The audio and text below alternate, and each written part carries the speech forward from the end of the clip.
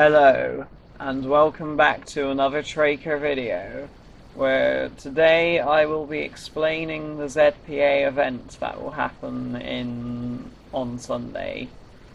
So the ZPA event has 16 Kerbals, 16 contestants, and I will be doing 9 ZPA games.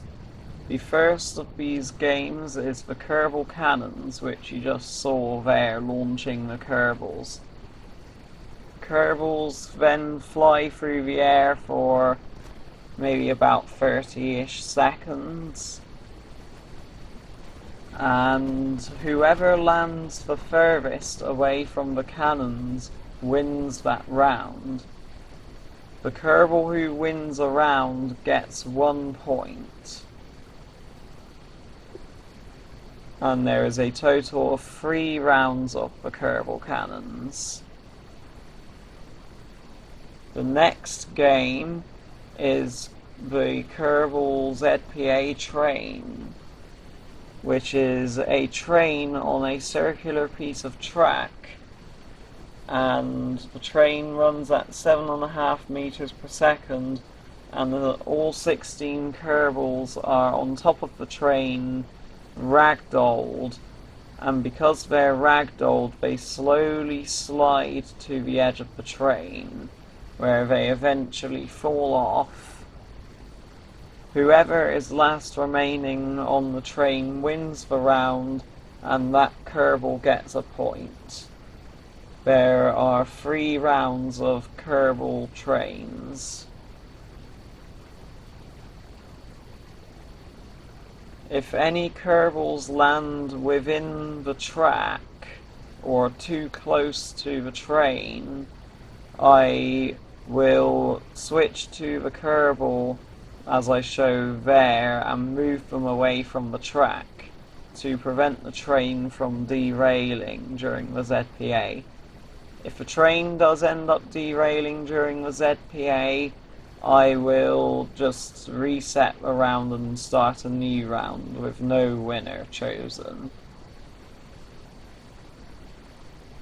The next ZPA game is Kerbal Bowling, which is just like bowling with like 10-pin bowling, but instead the bowling ball is the Kerbal, and the Kerbal is launched out of a cannon.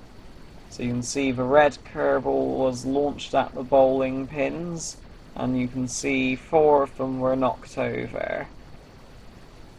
The Kerbal gets 1 point for every bowling pin they knock over.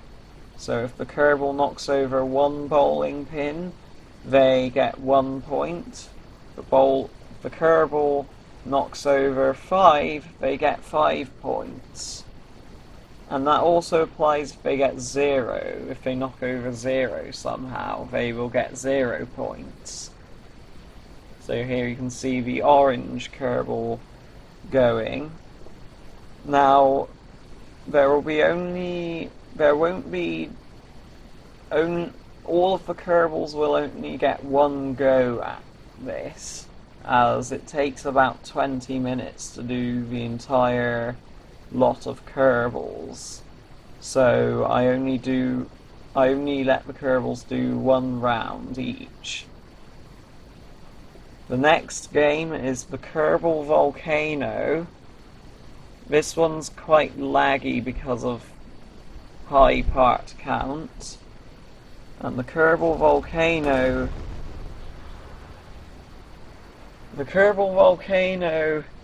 is a new ZPA game that I made this year. And you can see it just erupts Kerbals out the top. And you may notice the very brightly coloured red, yellow and green rings around it.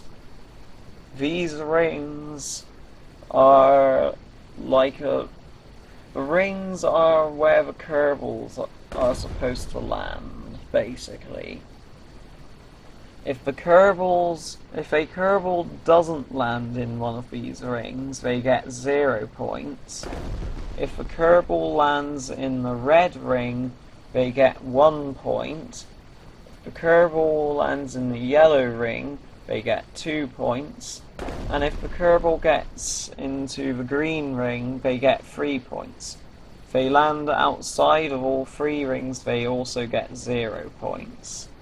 If a Kerbal is across the boundary between 2 rings, the Kerbal will get the lower of the 2 that they're on. So that is the Kerbal Volcano, and there will be 3 rounds of Kerbal Volcanoes. So there I'm just going through all the Kerbals, checking their points. The next ZPA game is the Kerbal Shaker. Now I did mess up the start a little bit there, and a load of Kerbals fell off immediately. That's because the Kraken tried attacking the Shaker while I was doing the demonstration. But anyway, it literally just shakes all of the Kerbals on this shaking plate, and they slowly sort of glitch through the side. Whoever is last remaining on the plate, I just noticed that white Kerbal spinning around. But yes, the last Kerbal remaining on the plate wins the round and gets 1 point. There are 3 rounds of Kerbal Shaker. Now, the Kerbal Shaker rounds can be a bit longer than the rounds of other ZPA games because of the fact that it relies on the Kerbals glitching through the sides. So here you can see there's 3 Kerbals left in this demonstration round I did.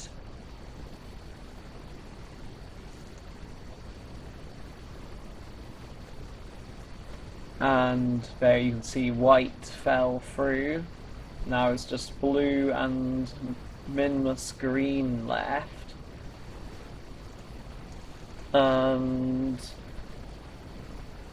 at this point I would have my hand on the switch, which I have here, if you can hear that. And that switch is the switch I use to stop the torture device. You can see blue doing some backflips. And so the last Kerbal remaining wins the round. So you can see Minmus green fell through, meaning that blue won that one. The Kerbal gets 1 point, and there is 3 rounds of Kerbal Shaker. The next ZPA game is Krazy Helicopters. This is where the Kerbals are in 16 different helicopters with their colour, and the helicopters are rocket powered like the Rotom test vehicle, and they all intermittently fire fireworks. The fireworks are launched to better show the colour of the Kerbal when they're far away, and they double up as almost like a gun that shoots the other helicopters in attempt to shoot down the opposing helicopters.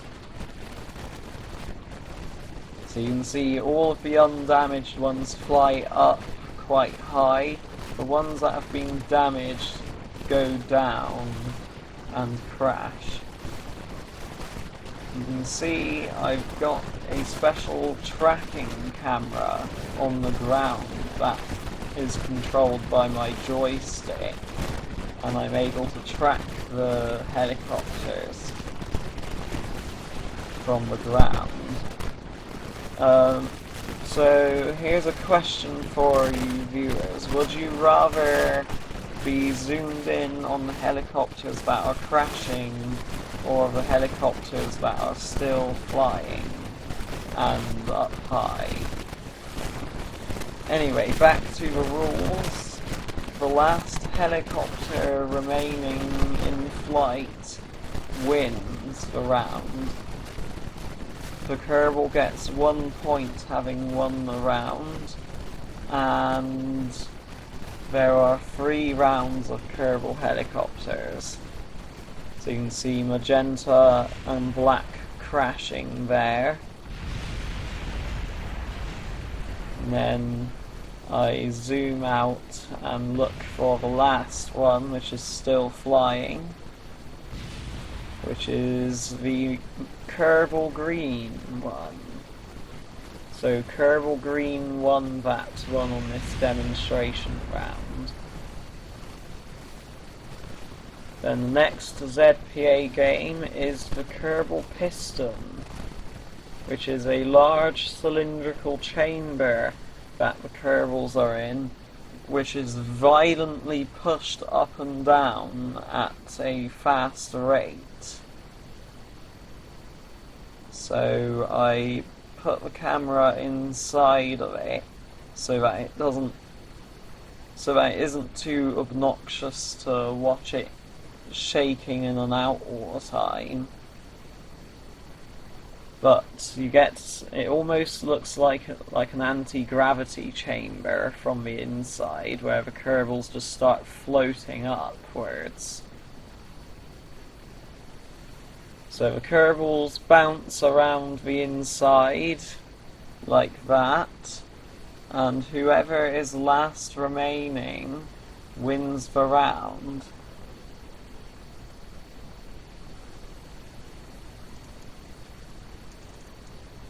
So you can see now this one uses a hydraulic cylinder as the actuator, and it's overclocked, massively overclocked, so that it can move at this very fast and violent rate.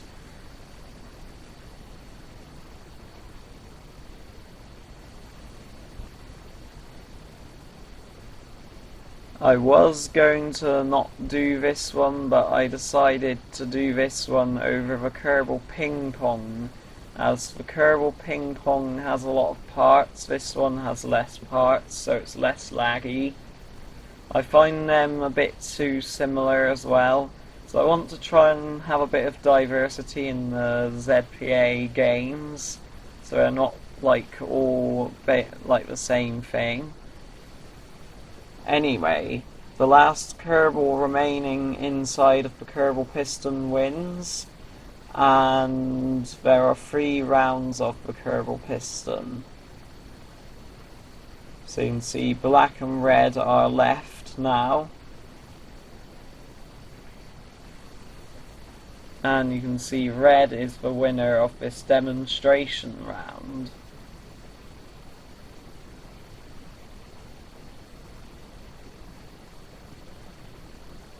The next ZPA game in the ZPA event is the Kerbal Rotator.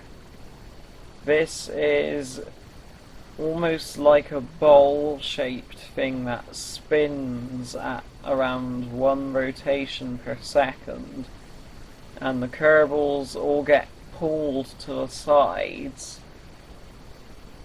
Basically they slowly glitch through the side because of the very high G-forces being put on the Kerbals.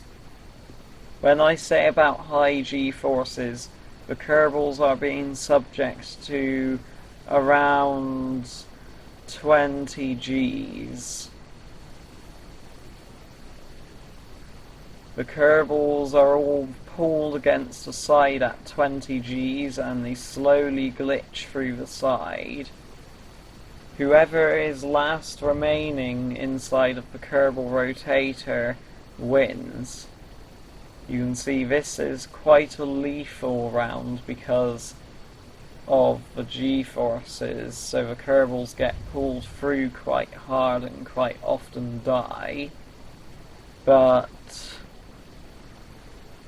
that doesn't matter, as I can just quick load and the Kerbals can be revived. So the ZPA can continue with all of the Kerbals. There are 3 rounds of this ZPA game, and the Kerbal that is last remaining in the rotator wins.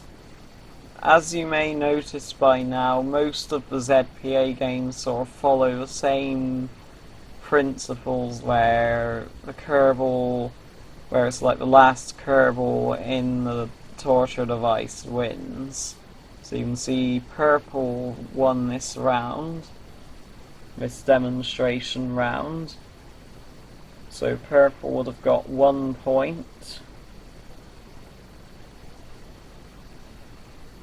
And then last but not least, the last ZPA game is the Kerbal Blender. This is my oldest ZPA game, dating back to the ZPA of 2020, which was not even streamed anywhere. I didn't even record it.